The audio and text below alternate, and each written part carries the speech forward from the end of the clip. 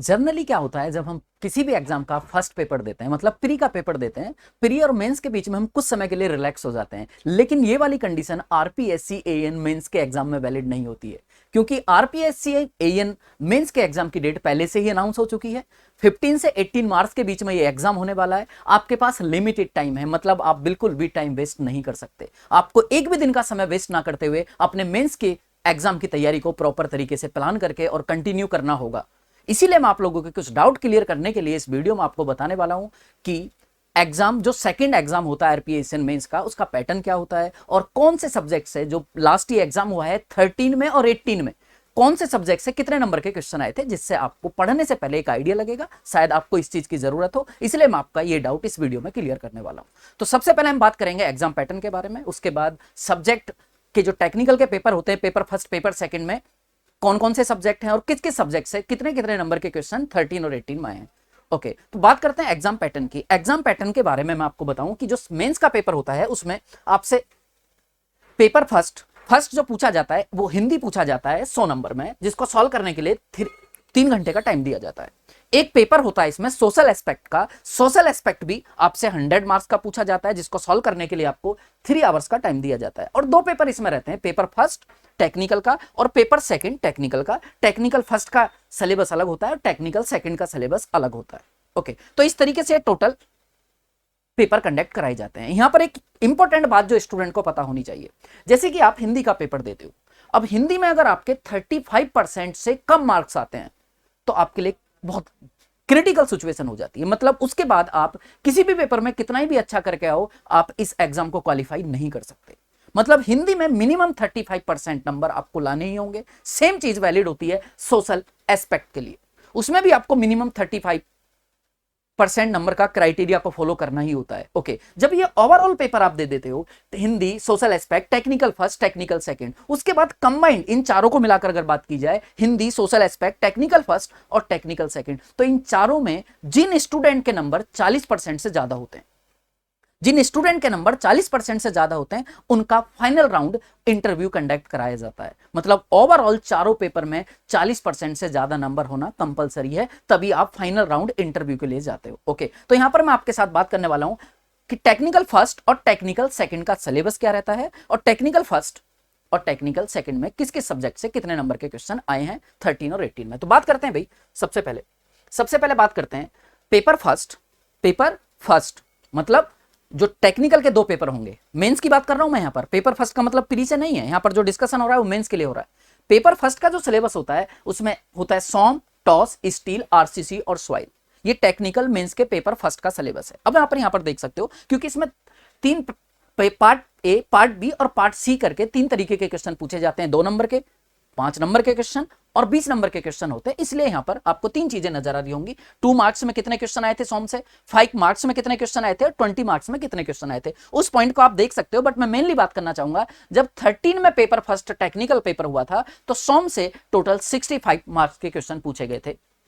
Okay, second हम बात करना चाहेंगे टॉस। जो 13 में पेपर हुआ था उसमें टॉस आया है 44 मार्क्स का, स्टील आया है 43 मार्क्स का, आरसीसी आया है 43 और सॉइल आया है 45। आप देख सकते हो लगभग 13 में जो पेपर हुआ था उसमें लगभग इक्वली वेटेज था, सॉम थोड़ा ज्यादा पूछा गया था।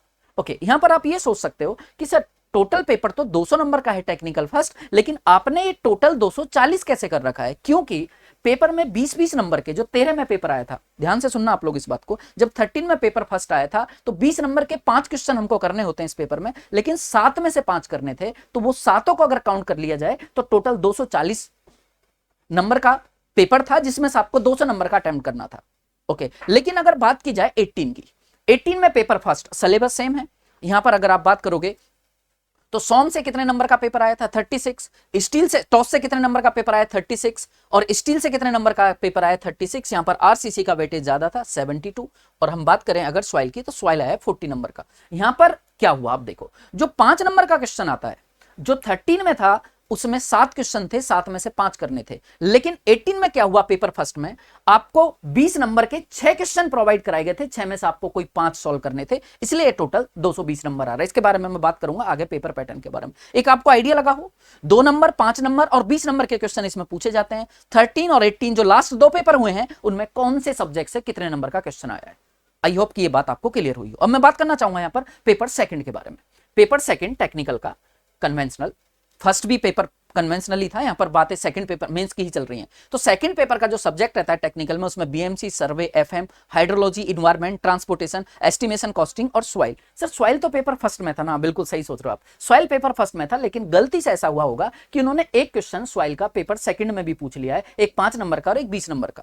ऐसा हुआ था 13 में, ऐसा हुआ था 13 में जो पेपर हुआ था पेपर सेकंड, उसमें भी सॉइल से 2 क्वेश्चन पूछ लिए गए थे, जबकि सॉइल पेपर फर्स्ट के सिलेबस में था। बाय मिस्टेक ऐसा हो गया होगा। चलो बात करते हैं यहां पर। तो बीएमसी आया था 11 नंबर का, सर्वे की बात करें 11 मतलब 13 में, और 18 नंबर का आया है 18 में। अगर बात करें सर्वे की, वो आया था 51 नंबर का 13 में, और 11 नंबर का आया था 18 में। मतलब कुछ भी वेरिएशंस बहुत ज्यादा देखने को मिल रहे हैं। आप देखो ना, 51 से 11 नंबर पर पहुंच गए डायरेक्ट, बहुत ज्यादा वेरिएशन है। मतलब आप किसी पर्टिकुलर सब्जेक्ट को डायरेक्ट टारगेट अगर करो तो आप देख सकते हो 2 साल के अंदर कितना ज्यादा वेरिएशन देखने को मिला है।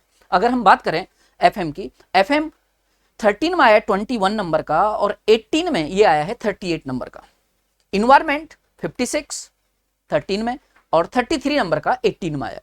ट्रांसपोर्टेशन 56 37 और एस्टिमेशन और कॉस्टिंग से एक क्वेश्चन देखने को मिला है, जबकि ये सिलेबस में नहीं है, फिर भी एक क्वेश्चन आ गया है। मतलब थोड़ा बहुत वेरिएशन आउट ऑफ सिलेबस वाली बात, इसको इग्नोर भी कर सकते हो आप लोग, इसको ज्यादा माइंड करने की जरूरत नहीं है। बट आप अगर इस एनालिसिस को देख पा रहे हो तो आप एक चीज नोटिस कर सकते हो कि वेरिएशंस बहुत ज्यादा देखने को मिल रहे हैं। मतलब जो 18 में आया है उतने नंबर का वो 13 में नहीं आया है, बहुत ज्यादा वेरिएशन कई सब्जेक्ट में देखने को मिला है। इसका मतलब आपको सभी सब्जेक्ट को बहुत अच्छे से तैयार करने की जरूरत है।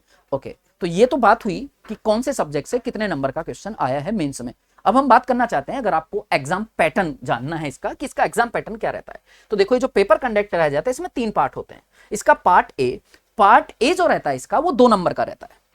पार्ट ए 2 मार्क्स का होता है और पार्ट ए में हमको 20 क्वेश्चन पूछे जाते हैं और 20 के 20 सॉल्व करने होते हैं। इस तरीके से पार्ट ए टोटल 40 नंबर का होता है। पार्ट ए में 2 नंबर के क्वेश्चन पूछे जाते हैं, हर एक क्वेश्चन 2 नंबर का होता है, इसलिए पार्ट ए टोटल 40 मार्क्स का रहता है आपके लिए। 20 के 20 क्वेश्चन सॉल्व करने होते हैं आपको और 20 ही क्वेश्चन गिवन होते हैं। पार्ट ए के बारे में आप ऐसा बोल सकते हो कि समहाउ पार्ट ए के कुछ क्वेश्चन आप प्री की नॉलेज से भी सॉल्व कर सकते हो, बट लिमिटेड स्पेस होने की वजह से आपको प्रॉपर तरीके से लिखने की प्रैक्टिस होनी चाहिए। जैसे 2 नंबर का क्वेश्चन है और इसमें लिखने के लिए आपको सिर्फ और सिर्फ 3 लाइन का स्पेस प्रोवाइड कराया गया है, तो लिखने का तरीका यहां पर प्रॉपर तरीके से आपको आना चाहिए। बट 2 नंबर के क्वेश्चन आपको ज्यादा परेशान इस पेपर में नहीं करते हैं। ओके, बात करते हैं पार्ट बी। तो पार्ट ए याद रहे 40 नंबर का होता है। अगर हम पार्ट बी की बात करें तो पार्ट बी में हर एक क्वेश्चन 5 नंबर का होता है और पार्ट बी में हमसे 12 क्वेश्चन पूछे जाते हैं, 12 के 12 सॉल्व करने होते हैं, हर एक क्वेश्चन 5 नंबर का होता है। इस तरीके से पार्ट बी आपका 60 नंबर का हो जाता है। तो पार्ट ए 20 क्वेश्चन, हर एक क्वेश्चन 2 नंबर का, पार्ट बी 12 क्वेश्चन, हर एक क्वेश्चन 5 नंबर का, 60। तो पार्ट ए और पार्ट बी 40 जो कि पार्ट ए था, 60 जो कि पार्ट बी था। इस तरीके से पार्ट ए और पार्ट मिलाकर टोटल 100 नंबर का आपका पेपर बन जाता है यहां से। ओके, इसमें सबसे इंपॉर्टेंट जो पार्ट रहता है वो होता है पार्ट सी। पार्ट सी में क्या हुआ है, पार्ट सी का एक तो आप इस वाली बात को थोड़ा ध्यान से सुनना, पार्ट सी का कोई पैटर्न फिक्स नहीं देखने को मिला है। जैसे कि 13 वाले पेपर की अगर बात करें तो एक पेपर में ऐसा हुआ है कि 7 में से 5 स्टूडेंट को क्वेश्चन सॉल्व करने पड़े हैं। एक पेपर में ऐसा हुआ है कि 6 क्वेश्चन दे रखे थे पार्ट सी में, 6 में से 5 क्वेश्चन सॉल्व करने थे, एक कोई क्वेश्चन छोड़ सकते थे आप। 18 की बात करें तो एक पेपर में ऐसा हुआ है कि 6 में से 5 करने थे और एक पेपर में ऐसा भी हुआ है कि 5 में से 5 ही करने थे। मतलब एक भी क्वेश्चन आप छोड़ नहीं सकते थे, 5 ही क्वेश्चन दे रखे थे और पांचों के पांचों करने थे। तो इस बात को ध्यान से सुनना, पार्ट सी में कोई पैटर्न फिक्स नजर नहीं आया है पिछले 2 साल में।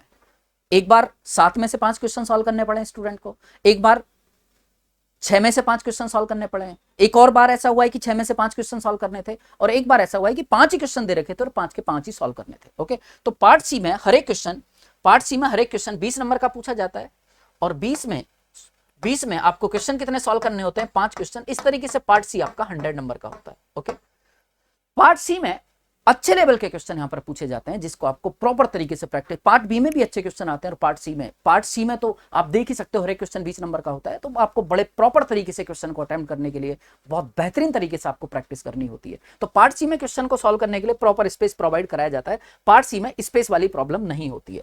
ओके, तो ये एग्जाम पैटर्न है इसका। पार्ट सी में 100 नंबर का होता है, 5 क्वेश्चन करने होते हैं। पार्ट बी में 12 क्वेश्चन करने होते हैं, हर एक क्वेश्चन 5 नंबर का होता है। और पार्ट ए में 20 क्वेश्चन होते हैं, हर एक क्वेश्चन 2 नंबर का होता है। ये है इसका एग्जाम पैटर्न। ओके, नेक्स्ट अगर हम बात करें यहां पर पेपर फर्स्ट अच्छा पेपर फर्स्ट पेपर सेकंड की तो हम बात कर चुके हैं। यहाँ पर पेपर फर्स्ट और पेपर सेकंड की हम यहाँ पर बात कर चुके हैं कि पेपर फर्स्ट और पेपर सेकंड में क्या होने वाला है। ओके, तो पेपर फर्स्ट और पेपर सेकंड में सब्जेक्ट का आपको पता चल गया है, कौन सा सब्जेक्ट कितने नंबर का आता है, इसका आपको आइडिया लग गया तैयारी करने से पहले। लेकिन ध्यान रहे कि कोई फिक्स चीजें नहीं है, ये वेरिएशंस आप देख सकते हो, खुद नोट कर सकते हो, इसीलिए तो आपको ये वीडियो में दिखाया जा रहा है कि आप पहले से ही अपनी मर्जी से ना मान लें कि कौन सा सब्जेक्ट ज्यादा इंपॉर्टेंट है और कौन सा सब्जेक्ट लेस इंपॉर्टेंट है, क्योंकि चीजें वेरी करती हैं।